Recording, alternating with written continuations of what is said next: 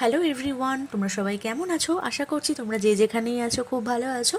আমিও ভীষণ ভালো আছি। তো আজ শনিবার, আমি তোমাদের সঙ্গে শেয়ার করছি শনিবারের ভ্লগ। চলো সারাদিন আজকে কী করলাম, মানে সকাল থেকে একদম দুপুর পর্যন্ত তোমাদের সঙ্গে সবটাই শেয়ার করছি।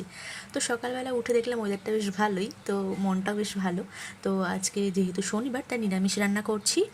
ভাত আর পেঁপে সেদ্ধ দিয়ে দিয়েছিলাম ভাতের মধ্যে, আর করবো বিউলির ডাল আর আলু পোস্ত।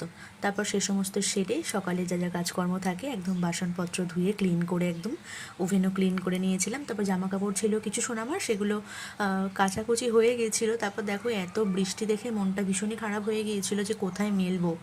মানে এখন আমরা মা হয়ে গেছি, এখন আমাদের এটাই একটা চিন্তা যে কোথায় বাচ্চার জামা কাপড় মেলবো, কি তাই তো? যাই হোক, তো তারপর সে সমস্ত ঘরেই একটু মেলে দিলাম, মানে ফ্যানের হাওয়াতে শুকোতে হচ্ছে আর কি। তারপর আমি নিজে স্নান করে এসে একটু স্কিন কেয়ার করে নিলাম আর কি। মানে ওই একটু টোনার আর সিরামটা আমার শেষ হয়ে গেছে, ওই জন্য ইউজ করতে পারছি না। আর নিভিয়া আমি সারা বছরই নিভিয়াটাই মাখি, লাইট নিভিয়া, এই লাইট যেটা লাইট ময়শ্চারাইজার এটা। তো তারপর আমি একটুখানি সিঁদুর পরে নিলাম। তোমরা কে কোন সিঁদুর ইউজ করো অবশ্যই কিন্তু কমেন্ট করে জানিও। আমি সবসময় মানে একদম বিয়ের পর থেকেই কেয়া শেটের সিঁদুরটাই ব্যবহার করি, মানে এটা মেরুন কালারটা, এটা মানে ডাস্টের কথা বলছি।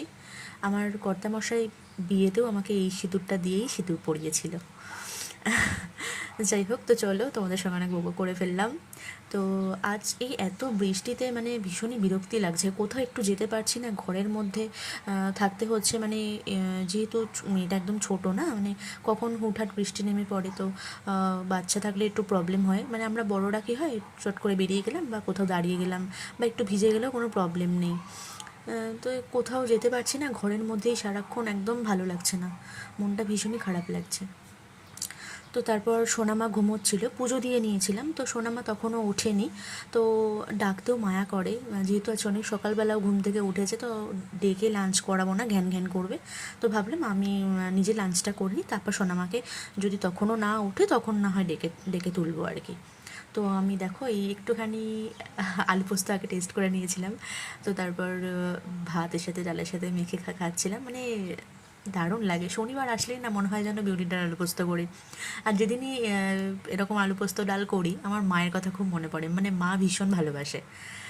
তো মা যখন এসেছিলো আমার কাছে রিসেন্ট, তো মাকে আমি একদিন বানিয়ে খাইয়েও ছিলাম। মানে নিজের হাতে মা যতই খাক, নিজের হাতে মাকে বানিয়ে খাওয়াবো, এটা একটা আলাদাই তৃপ্তি লাগে, তাই না? মা ভীষণ ভালোবাসে।